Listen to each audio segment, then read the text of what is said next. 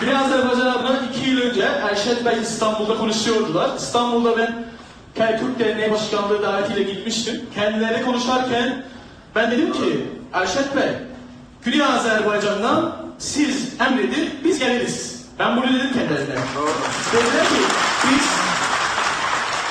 biliyoruz, varız. Erşet Bey, Kerkük'a girenler girdiği gün en birinci tepkini hatırlarsınız, Tebriz'den aldılar. Tebriz'de İran baskısı devam üzere Güney Azerbaycan ve Kerkük bayrağını Tebriz'in meydanlarından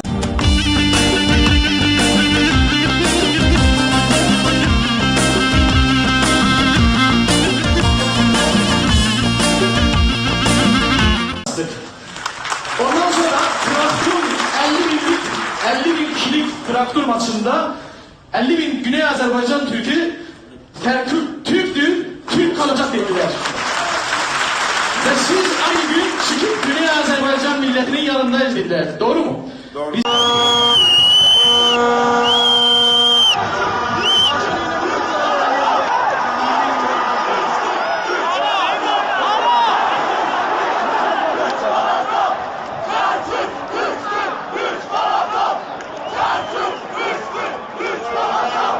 Biz yine bir gün diyoruz. Bir gün kaçmışlar, gitmişler. İran diyoruz da İran yardımcı değil. Hatırlarsınız İran Taliban'ını, Barizani'ni 15 yıllarla İran'da besledi. Farsça eğitim verdi. Bugünkü Neçirvan Barizani Tahran Üniversitesi'nde eğitim aldı.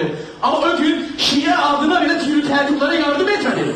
Hatırlarsınız. Bugün biz Türk olarak, mezhep değil, Türk olarak Kerkük'ün, Karabağ'ın, Suriye Türkmenlerinin yanındayız. Bize Güney Azerbaycan olarak kendimiz bağımsız olmamışız. Ama ona mücadele ediyoruz. Ama 40 milyon Türk olarak biz Kerkük'ün her zaman yanındayız, olacağız ve gelecekte de Türkiye'nin en büyük müttefiğimiziz.